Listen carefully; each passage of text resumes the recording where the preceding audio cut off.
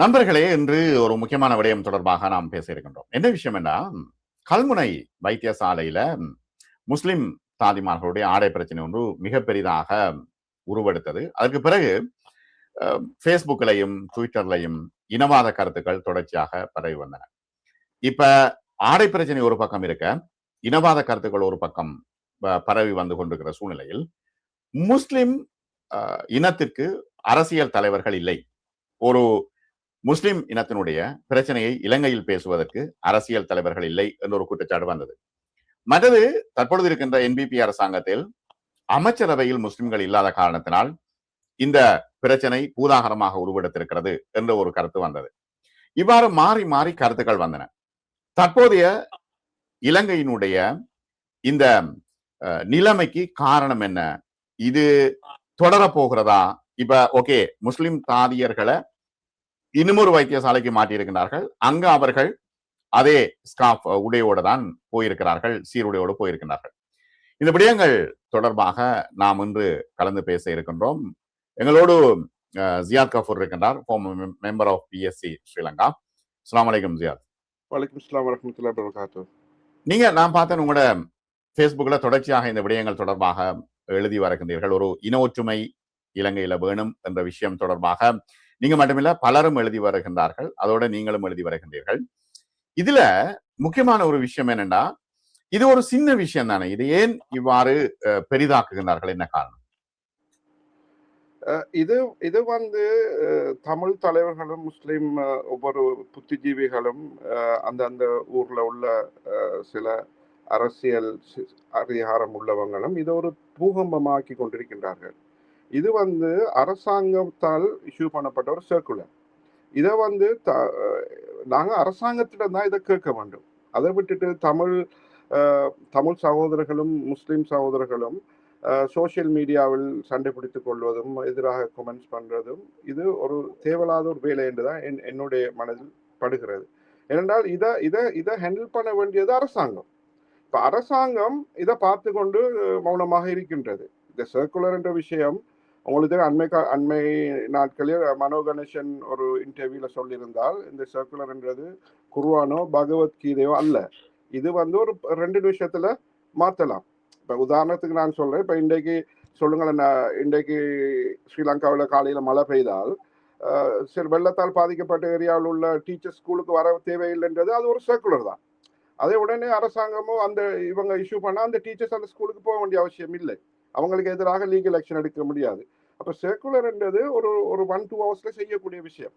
அப்ப இதை அரசாங்கம் இதை செய்யாமல் பார்த்து கொண்டிருக்கின்றது. ஆனால் இதுல கவலையான விடயம் என்னென்றால், முஸ்லிம் தமிழ் தலைவர்கள், தமிழ் அரசியல்வாதிகள் கூறுகின்றார்கள், முஸ்லிம் தலைவர்கள் எங்களோட வந்து பேசுங்கள் என்று. அது எனக்கு ஒரு வேடிக்கையா விளங்குகிறது. ஏனென்றால் இதை நாங்கள் அரசாங்கத்தோட தான் பேச வேண்டும். மற்ற நாங்கள் சுகுணனுக்கு எதிராக ஆர்ப்பாட்டங்களோ அவருக்கு எதிராக நாங்கள் சோசியல் மீடியாலோ சண்டை பிடிக்கிறதுல எந்த பிரயோசனமும் இல்லை. இதுக்கு அரசாங்கம் ஒன்று இருக்கின்றது. அதுக்கு சம்பந்தமான ஒரு அமைச்சர் இருக்கிறார், நளின் ஜெயதிச. அவரும் ஒரு டாக்டர். அப்ப அவர் இந்த விஷயத்த அவங்க தான் ஹேண்டில் பண்ணணும். இப்ப என்னுடைய இன்னொரு ஆதங்கம் என்னன்னா, இப்ப இது கல்முனையில நடந்தது. இதே விடயம் ஒரு கம்பகாவிலேயோ அல்லது காலிலேயோ அம்பாந்தோட்ட சிங்கள மக்கள் பெரும்பான்மையா வாழ்ற இடத்துல அங்கேயும் உள்ள ஹாஸ்பிட்டல்ல வந்து முஸ்லிம் தாதியர்கள் வேலை செய்கிறார்கள். இப்ப இலங்கை எடுத்துக்கொண்டால், இலங்கையில முஸ்லிம்கள் 2 ஜாப்பை தான் மெயினா சூஸ் பண்றது. ஒன்று டீச்சிங், இப்ப நீங்க தாதி வேலை, டாக்டர்ஸ். அப்ப எனக்கு கொழும்புல எல்லாம் வேலை செய்கின்றார்கள், ஒரு பிரச்சனையும் இல்லை தான். அவர்கள் வந்து ஸ்கார்ஃப் கட்டி கொண்டு தானே போறார்கள். ஆனா அரசாங்கம் இதை மற்ற இடங்கள்ல இது வரணும் என்று எதிர்பார்க்கிற மாதிரி தான் என்னுடைய பார்வையில் விளங்குது. ஏனென்றா இப்ப இது நடந்து ஆல்மோஸ்ட் 20 டேஸ் ஆக போகுது, 2 வீக்ஸுக்கு மேல. இது சம்பந்தமா அரசாங்கம் ஒரு பெச்சை போட்டிருக்குது. இப்ப அவங்க அடுத்த ஹாஸ்பிட்டலுக்கு மாத்தி விட்டு இருக்காங்க. இப்ப இதே மாதிரி எல்லா தாதியர்களுக்கும் இதே மாதிரி பிரச்சனை வந்தா இவங்க அரசாங்கம் இதுக்கு என்ன செய்ய போறாங்க? இப்ப உங்களுக்கு தெரியும், பிரித்தானியாவில எல்லாம் வந்து அவங்க போலீஸ்ல உள்ளவங்க கூட சில சீக்கியர்கள் அவங்க டர்பன் போட்டுக்கொண்டு போலீஸ்ல உள்ள நான் ஒரு நியூஸ் ஒன்று போட்டேன். போலீஸ்ல உள்ள முஸ்லிம் பெண்கள் வந்து ஸ்கார்ஃப் கட்டிட்டு தான் இருக்கிறார்கள். நான் ஒரு நியூஸ் ஒன்று போட்டேன். நான் நினைக்கிறேன் அதுவும் யூனிஃபார்ம் தான். நாட் ஓன்லி யூகேல இல்ல, ஆஸ்திரேலியா, அமெரிக்காவில எல்லாம் நிறைய கருப்பினத்தை சேர்ந்த முஸ்லிம் பெண்கள் போலீஸ்ல இருக்கிறாங்க. அவங்க எல்லாம் ஹிஜாப் அணிஞ்சுதான் ஹிஜாப்ன்றது அவங்களோட மூஞ்ச காட்டு காதை மட்டும் மறைக்கு. இதால என்ன பிரச்சனை இருக்குது? ஆனா இது இது பாரேன் இது இப்ப கல்முனை ரெண்டு பேரும் கலந்து வாழ்றது, முஸ்லிம்களும் தமிழர்களும் கலந்து வாழ்ற இடம். நீங்க ஹாஸ்பிட்டலை பாத்தீங்கன்னா அங்க நிறைய முஸ்லிம்கள் அந்த ஹாஸ்பிட்டலுக்கு போவார்கள், மருந்து எடுப்பார்கள், சிகிச்சை பெறுவார்கள். அப்போ இது யார் பெருசாக்கினது, ஏன் பெருசாக்கினது என்ற விஷயம் ஒன்று இருக்குதானே. இது ஒரு அரசியல். இதில் யாரோ ஒரு சாரார் இதில் பெனிஃபிட் அடைய பாக்குறாங்க. ஏனண்டா அந்த சுகுணன் அவர் ஹாஸ்பிட்டலுக்கு டிரெக்டர். அவருக்கு மேல இன்னும் நிறைய ஹைராக்கிஸ் இருக்கிறாங்க. இப்ப டிஸ்ட்ரிக்ட் டைரக்டர்ஸ் இருக்கிறாங்க, ப்ரொவின்சியல் டைரக்டர்ஸ் இருக்கிறாங்க, எஜுகேஷன் ஹெல்த் மினிஸ்ட்ரி செக்ரட்டரிஸ். அப்ப இவங்க எல்லாம் இதை அவங்க ஹேண்டில் பண்ணிருக்கணும். இவர் இப்ப நீங்க பாத்தீங்கன்னு சொன்னா ஜனாதிபதியில பார்க்கல, இவர் ஒரு 1000ல ஒரு ரேங்க்ல உள்ள ஆள் தான் சுமுதன் என்றவர். 1000 இல்ல, நான் மிச்ச கீழே உள்ள ஆள் சுமுதன். அப்ப அவருடைய கருத்தை ஏன் இந்த மக்கள் ஏதோ பெருசா எடுத்துக்கொள்றாங்க? இப்ப அண்மை காலமா லங்கா சிறியில் நான் 2 நாளைக்கு ஒரு இன்டர்வியூ பார்த்தேன். அது தமிழ் அரசு என்ற ஒரு ஆள் மிச்சம் இனவாதமா இன்டர்வியூ பண்றார். கனடாவில இருந்து ஒரு ஆள் கதைச்சவர், ஒரு அரசியல் ஆய்வாளர். நான் அவரை பேரை குறிப்பிட விரும்பல. ஆனா அவர் சொல்றார் முஸ்லீம்களுக்கு ஒரு தலைவர் இல்லை, முஸ்லீம்கள் அப்படி இப்படி என்று. இது முஸ்லீம் இதால பாதிக்கப்பட்டது முஸ்லீம்கள் தானே. இப்ப அதை விரும்ப இது முஸ்லீம் தாதியர்களுக்கு தான் இந்த பிரச்சனை வந்திருக்கு. அப்ப முஸ்லீம்கள் அது சம்பந்தமாக ஆவேசப்படுறதோ, ஆத்திரம் படுறதோ, கோவப்படுறதோ அது பிள்ளைன்னு சொல்ல முடியாது. ஏன்னா அடிப்பட்டவனுக்கு தான் அதோடைய வழி தெரியும். அப்ப முஸ்லிம்களுக்கு ஒரு பிரச்சனை நடக்கும் போது அதை முஸ்லிம் சமூகமோ முஸ்லிம் மக்கள் அதை பேசும்போது அதுக்கு எதிராக தமிழினத்தில் உள்ள தமிழ் மக்களில் உள்ள இனவாதிகள் அதை ஒரு ட்ரம் காட்டா எடுத்துக்கொண்டு அவர்கள் சில பிரச்சாரங்கள் இனங்களுக்கு இடையிலே நிறைய முருகல்களை உருவாக்குவதற்குரிய கொமெண்ட்ஸ் எல்லாம் செய்கிறார்கள். இப்ப இலங்கை அரசாங்கத்தை பொறுத்தளவுல முக்கியமாக இனவாதம் இல்லாத ஒரு அரசாங்கத்தை கட்டியெழுப்ப போவதாக தான் அனுரகுமார திசாநாயக்கா ஏற்கனவே சொல்லியிருந்தார். அப்படி செயல்பட போவதாக தெரிவித்திருந்தார். அப்ப இப்படியான சின்ன விஷயங்கள் வரும்பொழுது அதை ஏன் தீர்க்க முடியாமல் இருக்குது? நான் ஒரு கவர்னர் செக்ரட்டரி இருந்தேன் நான் இலங்கையில. எனது ஃபாதர் முஸ்லீம் காங்கிரஸ், ஸ்ரீலங்கா முஸ்லீம் காங்கிரஸ் ஃபவுண்டர் செக்ரட்டரி. இப்பொழுது அவரும் அஷ்ரஃபும் சேர்ந்துதான் இந்த கட்சியை ஆரம்பித்தவர்கள். அதுக்கு பிறகு இப்போ அவர் டிப்யூட்டி லீடர் இருக்கிறார். அப்போ எனக்கும் ஒரு அரசியல் பேக்ரவுண்ட், சின்ன வயதுலேருந்து அரசியலில் என்னோட தகப்பன் ஒரு சட்டத்தரணி. அப்போ எனக்கு அரசியல் அனுபவங்கள் இருக்கத்தான் நான் சொல்கிறேன். என்னுடைய பார்வையில் அரசாங்கம் வாய் அளவில் தான் சொல்லுகிறது இனவாதம் இல்லை என்று. அதுக்கு நிறைய உதாரணங்களை என்னால் சொல்ல முடியும். இப்போ உதாரணத்துக்கு இலங்கையில் சுதந்திரம் கிடைச்ச நாளில் இருந்து ஒரு முஸ்லீம் கேபினட் மினிஸ்டர் மினிமம் உண்டு, 2-3 இருந்த காலங்களும் உண்டு. இப்போ எம்ஹெச் முகமது 77ஆம் ஆண்டுலேருந்து எடுத்தீங்கன்னு சொன்னால் எம்ஹெச் முகமது இருந்தவர், ஏசி சாமிட் இருந்தவர், ஜாபிரை காதர், இப்படியெல்லாம் நிறைய கேபினட் மினிஸ்டர் இருந்து தொடர்ந்து வந்தது. ஈவன் இந்த இனவாதத்தின் பீக்ல இருந்த டைம்ல இருந்த கோட்டாபய ராஜபக்சவுடைய கேபினட்ல கூட அலி சப்ரி ஒரு கேபினட் மினிஸ்டரா இருந்தவர். ஆனா இவங்க முஸ்லீம் கேபினட் மினிஸ்டர் ஒன்று கொடுக்கல. அப்ப அது முதலாவது அவங்க செய்த ஒரு பிள்ளை. இப்ப அவங்க இனவாதம் இல்லைன்னு என்ன காரணம்?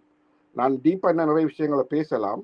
ரெண்டாவது, அடுத்தது ஒரு பிள்ளை செய்தாங்க. அவங்க என்னன்னா ஜிட்டா சவுதி அரேபியாவில் ஜிட்டாவில் ஒரு கவுன்சிலர் ஜெனரல் ஒன்று இருக்குது. அது உண்மையா எம்பசிடர் இருக்கிறது ரியாத்ல. அப்ப கவுன்சிலர் ஜெனரல் ஒரு ஆளை ஏன் அமைச்சாங்கன்னு சொன்னா மக்காவில் தான் இலங்கையிலோடு இந்த மும்ரா அந்த பில்கிரிமேஜ் போறவங்களுக்கு சில இடைஞ்சல்கள், பாஸ்போர்ட் காணமாகும், அவங்க நோய்வாய்ப்படுவார்கள், சில டைம்ல மவுத்தாயினா அவங்களோட மையத்தில் எடுக்கிறது எம்பசி தான் அதில் சம்மந்தப்படணும் எம்பசியால். அப்போ அதுக்கு ஜித்தாவில் ஒரு கவுன்சிலர் ஜெனரல் ஒன்று இருக்குது. அதற்கு இவ்வளவு காலமா இலங்கை சுதந்திரம் அடைஞ்ச காலத்துல இருந்து அதுல ஒரு முஸ்லீம் ஆள் தான் இருந்து வந்தது. அப்ப இந்த அரசாங்கம் ஒரு அந்நிய சிங்கள இனத்தை சேர்ந்த ஒருத்தரை போட்டாரு. உங்களுக்கு தெரியும் சவுதியில ஒரு லோ ஒன்றிங்க, அந்த மக்கா போர்டருக்குள்ள ஹரம் ஏரியாக்குள்ள நன் முஸ்லீம் என்று ஆக முடியாது. இப்ப எனக்கு தெரியும், நான் 2004ஆம் ஆண்டு ஹஜ்ஜிக்கு போன டைம்ல அங்க உள்ள கவுன்சில் ஜெனரல் எங்களை மீனாக்கு அங்கெல்லாம் சந்தித்தவர். அப்ப இந்த நன் முஸ்லீம் ஒரு ஆளை போட்டா அவர் ஜித்தாவில் மட்டும்தான் இருக்க முடியும். அவர் மக்காக்குள்ள, ஏன்னா அவங்களும் அந்த diplomatic passport vehicle diplomatic pass எல்லாம் இருக்கிறதால நிறைய இடங்களுக்கு போகலாம். அப்ப அதை கூட இந்த அரசாங்கம் திட்டமிட்டு தான் செய்தது. நான் இந்த அரசாங்கத்துக்கு சாடணும், இந்த அரசாங்கத்தில் நிறைய நல்ல விஷயங்கள் இருக்குது. ஆனா அவங்களோட பிள்ளைகளை நாங்க சுட்டி காட்டணும். இப்ப என்ன நடந்திருக்கேன்டா, அவங்க எதை செய்தாலும் சரி என்று சில நிறைய மெஜாரிட்டியான மக்கள் நினைக்கிறாங்க. பிறகு இலங்கையில் உள்ள சில புத்திஜீவிகள், மார்க்க அறிஞர்கள் அவங்க சவுதி கவர்மெண்ட்டுக்கு எழுதினாங்க. நல்லா கேட்டுக்கணும், சவுதி கவர்மெண்ட்டுக்கு எழுதி அது யார் யார் செய்தாங்களும் எனக்கு தெரியும், எனக்கு தெரிஞ்ச நண்பர்கள் தான் செய்தாங்க. பிறகு சவுதி கவர்மெண்ட் அவர் அப்பாயின்மெண்ட்டை எக்ஸெப்ட் பண்ணலை.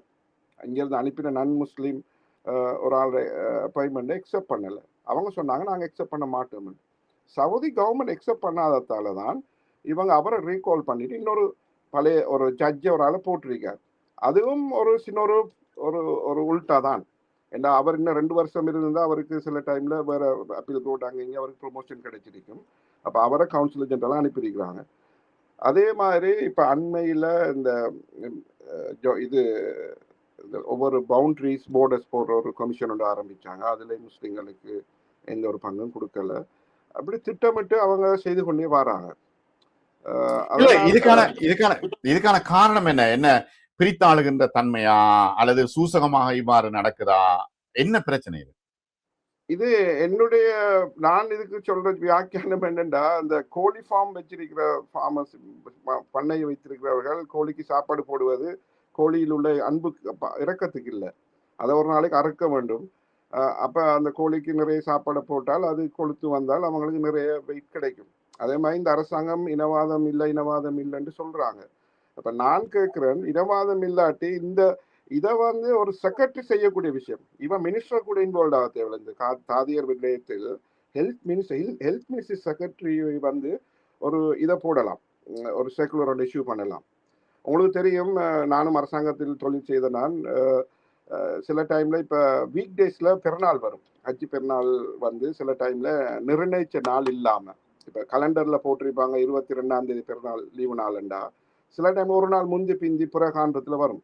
வந்த உடனே அந்த பிறகாண்ட உடனே கவர்மெண்டால் ஒரு சர்க்குலர் அனுப்புவாங்க, நாளைக்கு பெருநாள், முஸ்லீம் இனத்தை சேர்ந்தவர்கள் இன்றைக்கு வேலைக்கு வர தேவையில்லை.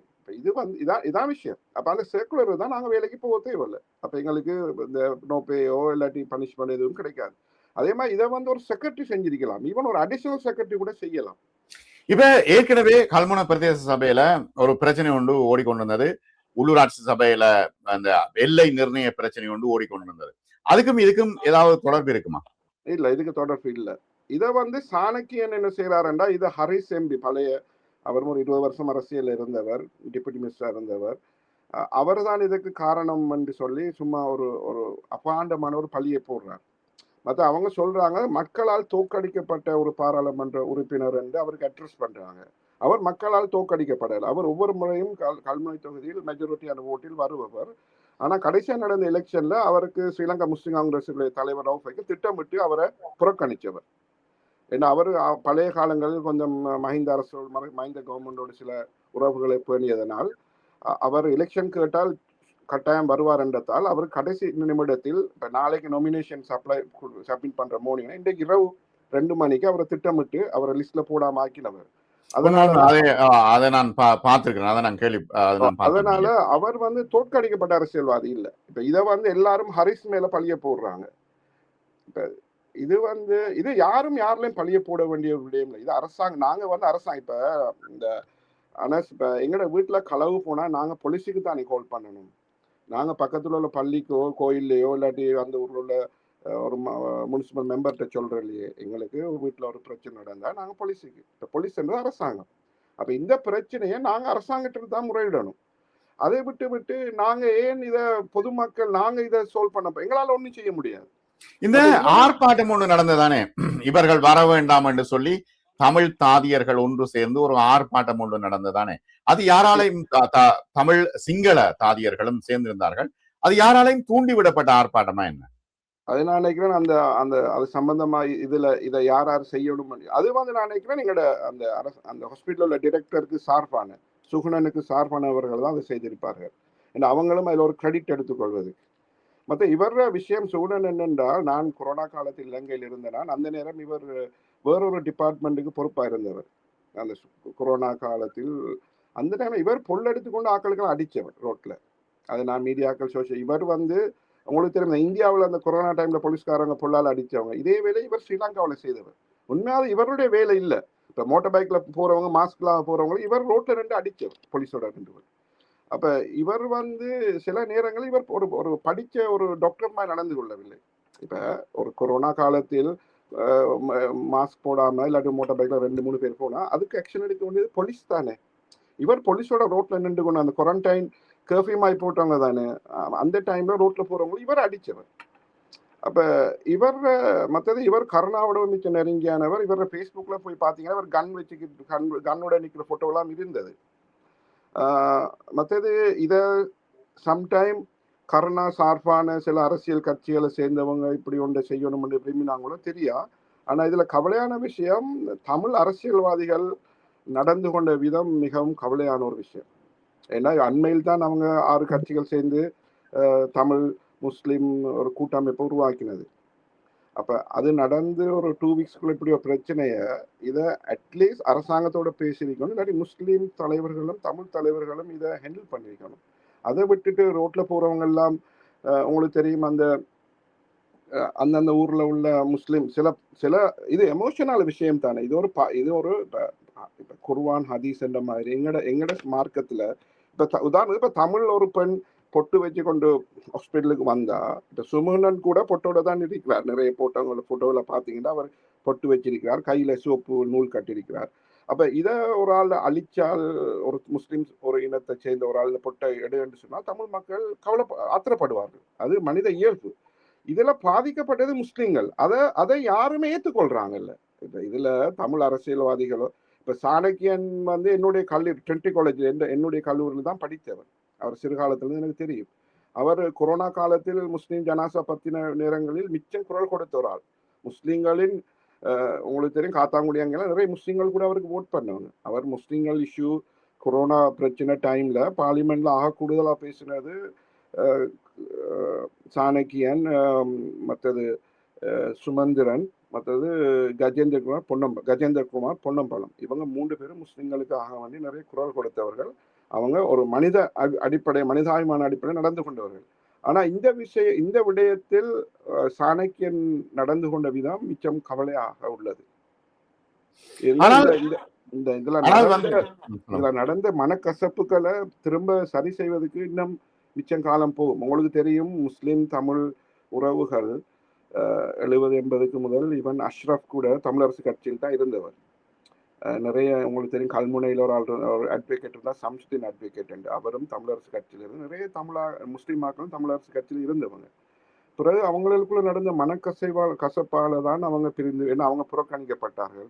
ஈவன் அஷ்ரஃபு கூட ஒழுங்கான அவர் மிகவும் முன்மரமா ஈடுபட்டவர். அவர் அட்டர்னி ஜெனரல் இதுலேயும் வேலை செய்தவர் அந்த காலத்தில். அப்ப அவருக்கெல்லாம் சில முன்னுரிமை கிடைக்கப்படலை. அதனாலதான் அவங்க ஒதுங்கி அவங்க தனியான சில கட்சிகளை உருவாக்கினவங்க. அதுக்கப்புறம் உங்களுக்கு தெரியும் யாழ்ப்பாணத்திலிருந்து முஸ்லீம்களை அனுப்பிடு, அது ஒரு இன சுத்திகரிப்பு. இதுகளால முஸ்லிம் தமிழ் உறவுகளில் பெரிய ஒரு பிளவு கொண்டு வந்தது. அது இப்பதான் ஓரளவு சரி செய்யப்பட்டு கொண்டு வரும்போது திரும்பவும் இதே மாதிரி ஒரு பிரச்சனை வரும்போது எனக்குள்ள கவலை என்னன்னா, இன்னும் நாங்க ஒரு 10 years 15 years பின்னுக்கு போறோம். இதை வந்து தமிழ் அரசியல்வாதிகள் இதை ஒழுங்கா ஹேண்டில் பண்ணிருக்கணும்னு நான் விரும்புறேன். இப்ப வந்து மனித உரிமைகள் ஆணைக்குழுவில் இது தொடர்பான விசாரணைகள் நடைபெற்று வருகின்றன. இது என்ன முடிவை கொண்டு வரக்கூடியதா இருக்கும்? இது அரசாங்கம் ஒரு 10 minutesல செய்யற விடயம். எனக்கு I don't know why they delaying this. இது வந்து கவர்மெண்ட் இதுல ஒரு பெனிஃபிட் அடையுதா இல்ல, இது என்னுடைய பார்வை இது ஒரு வெள்ளோட்டமாகவும் இருக்கலாம். இது ஆரம்பத்துல கல்முனையில் செய்து பார்த்து விட்டு இதுல பெரிய ஒரு இது வராட்டி அடுத்தடுத்த இதுகள் செய்யலாம். உங்களுக்கு தெரியும் இலங்கையில் கஸ்டம்ஸ் அண்ட் இந்த இமிக்ரேஷன் இருக்கு, கலம்புல இமிக்ரேஷன். அதுல எனக்கு தெரிஞ்ச ஒரு லாயர் முஸ்லீம் பெண்மணி, அவன் ஹிஜாப் கொடுத்து தான் இமிக்ரேஷன்ல வேலை செய்வான். ஆனால் அவங்களோட யூனிஃபார்ம் உங்களுக்கு தெரியும், வெள்ளை யூனிஃபார்ம், போலீஸ் யூனிஃபார்ம் மாதிரி. அப்ப இது வந்து இந்த பிரச்சனையை இப்படியே விட்டா இது சகல யூனிஃபார்ம்களையும் இன்ஃப்ளூயன்ஸ் பண்ண வரும். இவன் பிஹெச்ஐல நிறைய பேர் இருக்கிறாங்க. அப்படி இதை வந்து அரசாங்கம் இது ஒரு வெள்ளோட்டமா பாக்குற மாதிரி தான் எனக்கு விளங்குது. இது வந்து நாங்க பேசுற அளவுக்கு இது ஒரு பெரிய ஒரு விடயம் இல்லை. ஆனால் வந்து இப்ப முஸ்லிம் ஒரு குற்றச்சாட்டு வைக்கப்படுறது, முஸ்லிம்களுக்கு அரசியல் தலைவர்களே இல்லை என்ற ஒரு பிரச்சனையை இப்பொழுது கிளப்புகின்றார்கள். இந்த பிரச்சனைக்கு பிறகு, தாதியர் பிரச்சனைக்கு பிறகு அதை நீங்க வந்து எப்படி பாக்குறீங்க? அது ஏன் அப்படி பலவீனமான நிலைமையில் இருக்கா? என்ன விஷயம்? இல்ல, இது இப்ப நானும் பார்த்து, நான் கனடால இருந்து ஒரு அரசியல் ஆய்வாளர் இந்த கதையை சொன்னார், முஸ்லீம்களுக்கு ஒரு தலைவர் இல்லைன்னு. நான் மாறி கேட்கிறேன், தமிழர்களுக்கு ஒரு தலைவர் இருக்கிறாரா? இப்ப தமிழர்களே 1000 கட்சி, கருணா ஒரு தலைவர், பிள்ளையான் ஒரு தலைவர், கஜேந்திரகுமார் பொன்னம்பலம் ஒரு தலைவர், மனோ கணேசன் ஒரு தலைவர், தொண்டமான ஒரு தலைவர், அவங்களுக்குள்ளே 1000 தலைவர்கள் இருக்கிறாங்க தானே. குறிப்பிட்டு பார்க்கும்போது முஸ்லீம் தலைவர்கள் குறைவு. இப்போ கிழக்கு மாநிலத்தை எடுத்தீங்க, இலங்கை எடுத்துக்கொண்டால் ஒரு 7-8 முஸ்லீம் தலைவர்கள் தான் இருக்கிறாங்க. ஆனால் அவங்க 200 தலைவர், நாடு கடந்த தமிழீழத்துக்கு அதுக்கு ஒரு தலைவர், ஒவ்வொரு நாட்டில் ஒவ்வொரு தலைவர், இபிடிபி அவர் ஒரு தலைவர். அப்போ அவங்களுக்கு 1000 தலைவர் இருக்கும் போது அவங்க முஸ்லீம்கள் மீது உங்களுக்கு தலைவர் இல்லை என்று சொல்ல முடியாது. ஏன்னா ஒவ்வொரு பிராந்தியத்துக்கும் ஒவ்வொரு தலைவர் இருக்கிறார். இப்போ உங்களுக்கு தெரியும், இந்த இந்தியாவில் உள்ள இந்த ஒவ்வொரு மாநிலம் மாதிரி இப்போ களம்பு எடுத்தீங்கன்னா, களம்பில் ஒரு அரசியல் தலைவர் இருப்பார், முஸ்லீம்களுக்குள்ள அவர் ஒரு மேயராக இருப்பார், இல்லாட்டி ஒரு மினிஸ்டராக இருப்பார். அதேமாதிரி மன்னாரில் ஒரு தலைவர் இருப்பார், கண்டியில் ஒரு தலைவர் இருப்பார், கிழக்கில் ஒரு தலைவர், வடக்கில், அது ஒவ்வொரு ஏரியாவுக்குள்ள ஒவ்வொரு தலைவர்கள் இருக்கிறாங்க. அவங்கள ஒரு இஷ்யூ வரக்குள்ள அவங்க எல்லாம் சேர்ந்து வேலை செய்வார்கள். இதுல முஸ்லிம்களுக்கு தலைவர் இல்லைன்னு சொல்ல வேண்டிய அவசியம் இல்லை. நீங்க இதை தமிழ் மக்கள், தமிழ் தலைவர்கள், தமிழ் புத்திஜீவிகள் இதை எப்படி ஹேண்டில் பண்ணீங்க? இப்ப எனக்கு இன்னொரு கவலை என்னன்னா, நான் முஸ்லீம் புத்திஜீவிகளையும் கை நீட்ட விரும்புறேன். இதே ஜாப்ல நிறைய முஸ்லீம், நசீர் என்று ஒரு முஸ்லீம் இதே ஜாப்ல அதே மாகாணத்தில் இருந்தவர். அவர் அப்படி நிறைய முஸ்லீம்களும் இருந்தாங்க, இந்த டாக்டர்ஸ், இந்த டைரக்டர்ஸா. ஆனா யாருமே இதை செய்தது பிள்ளை, இதுக்கு சார்பாகவோ யாருமே வாய் திறக்கல. எல்லாருமே மௌனமாக இருக்கின்றார்கள். அரசியல்வாதிகளிடம் தீர்வை எதிர்பார்க்கிறார்கள். இதுக்கு அரசியல்வாதிகள் யாருமே இதுக்கு தான் சொல்ல கேபினெட்ல ஒரு மினிஸ்டர் இருக்க வேணும் என்று சொல்லி. இப்ப கேபினெட்ல ஒரு மினிஸ்டர் இருந்தா உங்களுக்கு தெரியும், ஒவ்வொரு கிழமையும் கேபினெட் மீட்டிங் நடக்கிறது, ஒவ்வொரு புதன்கிழமை. அப்ப அன்றைக்கு ஜனாதிபதியோட அந்த கேபினெட்ல பணியிருக்க அந்த பிரச்சனைகளை பேசுவாங்க. அப்ப இதுல ஒரு இதைத்தான் இந்த முஸ்லீம் ஜேபிக்கு என்பிக்கு ஓட் பண்ண முஸ்லீம்கள் உணரணும். இதுக்குத்தான் ஒரு கேபினெட் மினிஸ்டர் தேவைன்னு சொல்றாங்க. இப்ப கேபினெட் மினிஸ்டர் இருந்தா, இந்த இன்சிடென்ட் நடந்து 3 கேபினெட் மீட்டிங் முடிஞ்சது. 3லையும் அந்த முஸ்லீம் தலைவர், முஸ்லீம் அமைச்சர்கள் இதை ஜனாதிபதியிடம் கொண்டு வந்திருப்பார். அப்ப அந்த ஜனாதிபதி இருந்திருப்பார், பிரதமர் இருந்திருப்பார், மற்றது ஹெல்த் மினிஸ்டர் இருந்திருப்பார். அப்ப இவங்கெல்லாம் சேர்ந்து பேசி ஒரு முடிவெடுக்க முடிஞ்சிருக்கு. இப்ப முஸ்லீம் தலைவர் இல்லாததால தான் இந்த இடைவெளி, இந்த வேக்கன்ட் பொசிஷன் வருது.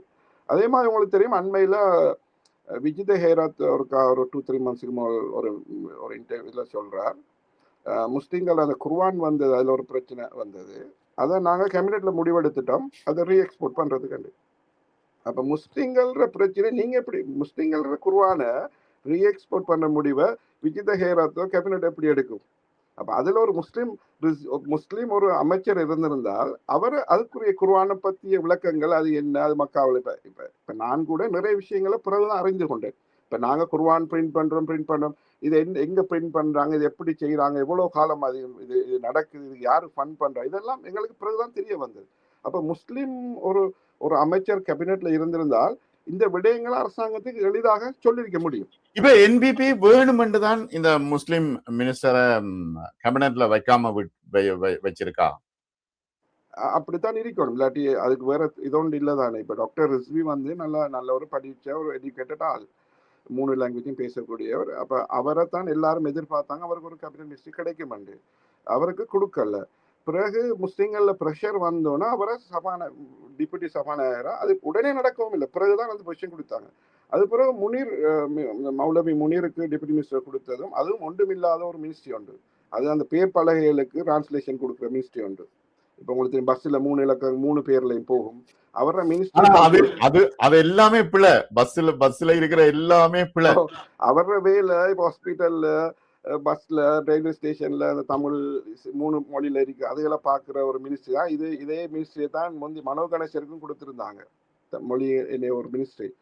அப்ப அதுவும் கூட என்பிபி கவர்மெண்ட் ஒரு 3-4 மந்த்ஸுக்கு பிறகுதான் அவருக்கும் டிப்யூட்டி மினிஸ்டர் கிடைச்சது. அதுவும் மக்களோட பிரஷரால தான், இல்லாட்டி அதுவும் கொடுத்திருக்க மாட்டாங்க. ஆனா என்னன்னா, ஏபி கட்சியில அவங்க ஒரு கோட்பாடு சைன் பண்ணித்தான் அவங்க வேலை செய்யணும். அவங்க அத எனக்கு சில டீட்டெயிலா கதைக்க முடியாது. அதனால அந்த ஒரு பெரியரை தாண்டி அவங்களால போக முடியாது. அவங்க ஒரு கூட்டில் அடைக்கப்பட்ட சில மிருகங்கள் மாதிரி. அவங்க அதுக்கு அங்க ஃப்ரீயா அவங்களுக்கு சுத்த முடியாது, வெளியில வாரண்டா. ஈவன் அந்த கட்சியினுடைய கட்டுப்பாடோ, அந்த கட்சியின கட்டுப்பாடு உலகம் முழுக்க அப்படித்தானே இருக்கு. உலகம் முழுக்க. இனி அவங்க மார்க்க விஷயங்கள்லயும் ஆரம்பத்துல கதைச்சாங்க, சில இதுக்கு அவங்க உடன்பட வேணும் என்று சொல்லி. அதை நான் டீட்டெயிலா கதைச்சா பார்வையாளர் நினைப்பாங்க நான் அரசாங்கத்துக்கு எதிரான ஒரு ஆள் இல்லை. அரசாங்கத்தில் நிறைய விஷயங்கள் செய்கிறாங்க, நல்ல விஷயங்கள் இருக்குது. ஆனால் பிள்ளையை நாங்கள் சுட்டி காட்டணும். மனிதன் என்ற வகையில் எங்களுக்கு ஒரு இனத்துக்கோ ஒரு மதத்துக்கோ கிடக்கிற இப்போ நான் எனக்கு நடந்த சில அனுபவங்களை சொல்கிறேன்.